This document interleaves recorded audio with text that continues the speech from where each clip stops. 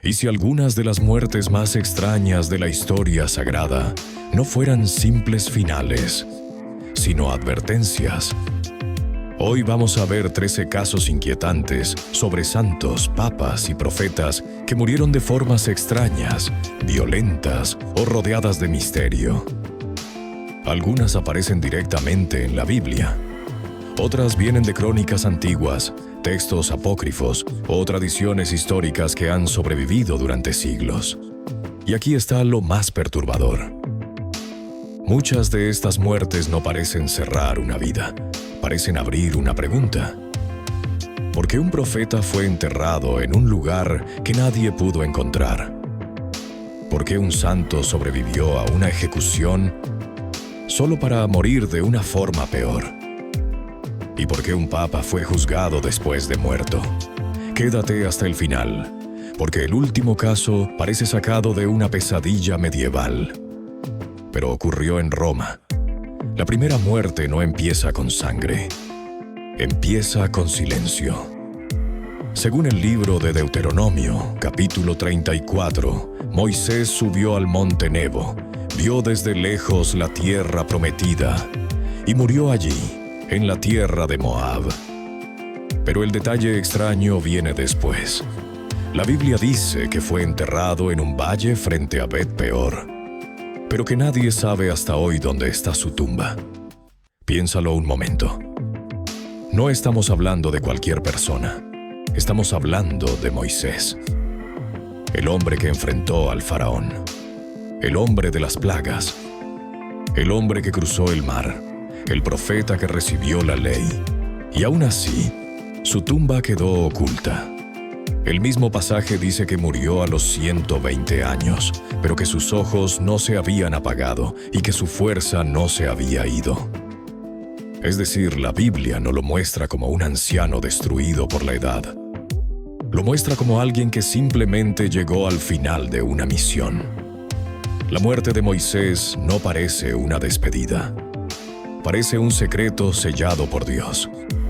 Ahora pasamos de una tumba desconocida a una muerte que quizá nunca ocurrió. Según el segundo libro de los Reyes, capítulo 2, Elías caminaba junto a Eliseo cuando de pronto apareció un carro de fuego con caballos de fuego. Después un torbellino separó a los dos profetas, y Elías fue llevado al cielo. No hay enfermedad, no hay entierro, no hay cuerpo, solo fuego, viento y desaparición. Imagina estar caminando junto a tu maestro, y de pronto el cielo se abre, una fuerza sobrenatural lo arranca del mundo, y tú quedas ahí, mirando el vacío. Elías no termina como los demás profetas. Su final parece una interrupción de las leyes naturales, y por eso su figura quedó rodeada de misterio. Porque cuando alguien no deja cuerpo, la historia nunca se cierra del todo. Si lo de Elías parece sobrenatural, lo de Zacarías parece una profanación. Según el segundo libro de Crónicas, capítulo 24, Zacarías, hijo del sacerdote Joiada, se levantó para denunciar la infidelidad del pueblo. Pero en vez de escucharlo, conspiraron contra él. Por orden del rey Joás, lo apedrearon en el atrio del templo del Señor. No en una calle, no en un campo, no en una guerra. Dentro del espacio sagrado, la imagen es brutal. Un hombre hablando en nombre de Dios y piedras cayendo sobre él en el mismo lugar donde la gente supuestamente buscaba perdón. Pero lo más fuerte es su última frase. Antes de morir, Zacarías pide que Dios vea lo ocurrido y pida cuentas. Esa frase convierte su muerte en una acusación. No fue solo un asesinato, fue una herida abierta dentro del templo. ¿Esto suena fuerte? Entonces espérate a escuchar el siguiente caso. Porque aquí una fiesta se convierte en una ejecución. Según el Evangelio de Mateo, capítulo 14, y el Evangelio de Marcos, capítulo 6, Juan el Bautista fue encarcelado por denunciar la relación de Herodes con Herodías. Durante un banquete, la hija de Herodías bailó ante Herodes. Él, impresionado, prometió darle lo que pidiera. Y ella pidió algo imposible de olvidar: la cabeza de Juan el Bautista en una bandeja. Esto no parece una muerte religiosa, parece una escena de poder, orgullo y venganza.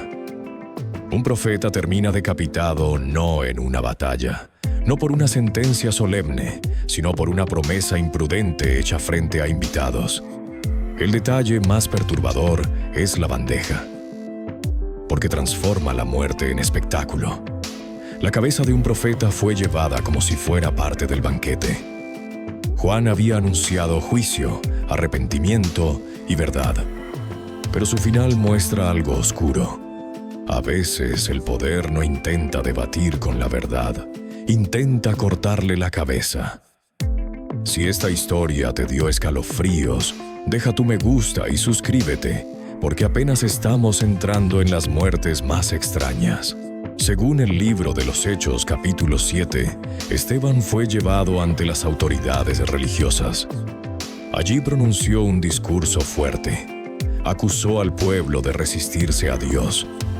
Y la reacción fue inmediata: furia. El texto dice que rechinaban los dientes contra él. Entonces Esteban miró al cielo y dijo que veía los cielos abiertos y al Hijo del Hombre a la derecha de Dios. Después lo sacaron de la ciudad y lo apedrearon. La muerte de Esteban es extraña por el contraste. Abajo, odio, gritos y piedras. Arriba, una visión celestial.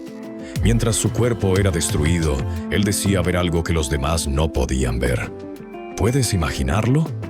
La multitud viendo a un condenado, y el condenado viendo el cielo abierto. Su muerte no fue una derrota silenciosa, fue una puerta abierta en medio de la violencia. Ahora entramos en una tradición antigua que mezcla historia y martirio. Eusebio de Cesarea, en su Historia Eclesiástica, recoge tradiciones sobre la muerte de Santiago el Justo, conocido como líder de la comunidad de Jerusalén.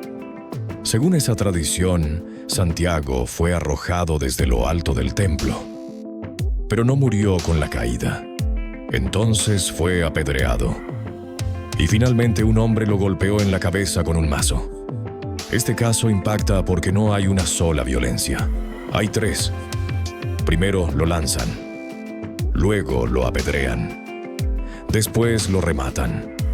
La escena tiene una crueldad progresiva, como si cada intento de matarlo no fuera suficiente. Y el detalle más inquietante es que, según esta tradición, Santiago habría orado por quienes lo mataban. Mientras unos respondían con piedras, él respondía con perdón. ¿Suena increíble? Entonces espera, porque el siguiente caso habla de un profeta que, según una tradición antigua, fue partido en dos. La muerte de Isaías no aparece narrada directamente en el Antiguo Testamento. Por eso aquí hay que ser claros. Estamos entrando en una tradición antigua, no en un relato bíblico directo. En Hebreos, capítulo 11, versículo 37, se menciona que algunos hombres de fe fueron aserrados. Y una tradición conservada en textos antiguos, como la ascensión de Isaías, identifica esa muerte con el profeta Isaías. La imagen es difícil de procesar. Un profeta no ejecutado rápidamente, no decapitado, no atravesado por una espada, sino partido lentamente. Según esa tradición, el castigo habría ocurrido durante el reinado de Manasés. Lo más perturbador es la simbología. Isaías fue un profeta de visiones grandiosas, juicio, esperanza y gloria divina. Un hombre asociado con palabras elevadas termina, según esta tradición, destruido de la forma más física y brutal. No podemos afirmar con certeza absoluta que ocurrió así, pero durante siglos esta imagen fue usada para hablar del precio extremo de decir la verdad frente al poder. Ahora entramos en una de las muertes más famosas y macabras de la tradición cristiana. Según tradiciones recogidas por autores antiguos como San Ambrosio y Prudencio, San Lorenzo, diácono de Roma, fue ejecutado durante la persecución del emperador Valeriano en el siglo III. La tradición dice que fue quemado sobre una parrilla. Sí, una parrilla. Pero el detalle que hizo inmortal esta historia es todavía más impactante. Se cuenta que mientras era quemado, Lorenzo habría dicho algo parecido a: «Ya estoy asado de un lado, denme la vuelta». ¿Humor frente a la tortura? ¿Desafío? ¿Fe llevada al extremo? Por eso esta muerte es tan poderosa visualmente.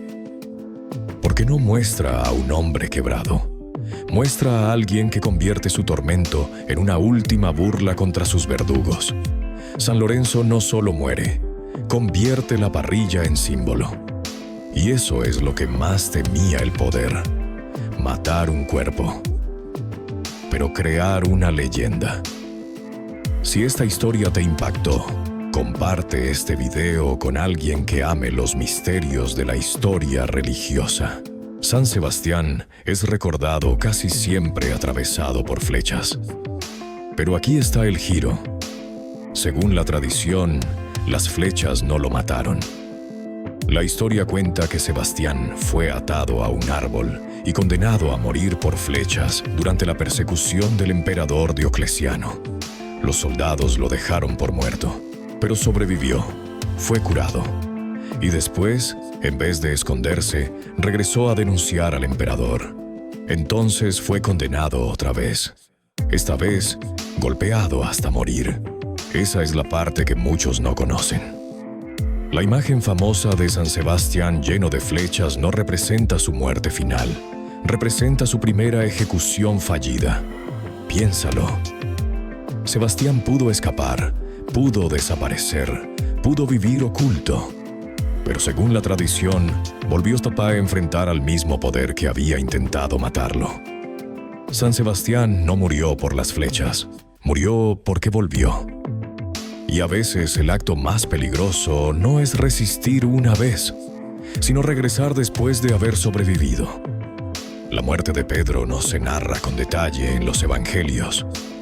Lo que tenemos es una tradición antigua. Textos apócrifos como los Hechos de Pedro y autores posteriores como Eusebio y Jerónimo transmiten que Pedro fue crucificado en Roma. Pero el detalle más famoso es este.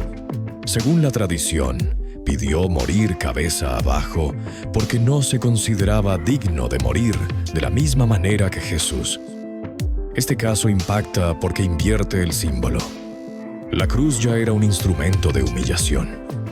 Pero al ponerla de cabeza, la escena se vuelve todavía más extrema. Pedro, el hombre que negó a Jesús 3 veces, termina aceptando una muerte pública, lenta y humillante. Y según la tradición, no solo acepta morir de una forma todavía más baja ante los ojos del mundo. Su muerte no se recuerda como una caída, se recuerda como una inversión total del miedo. Pedro no escapa de la cruz, la acepta, pero al revés. Y ahora entramos a los papas, donde la historia se vuelve más extraña, más política y mucho más oscura.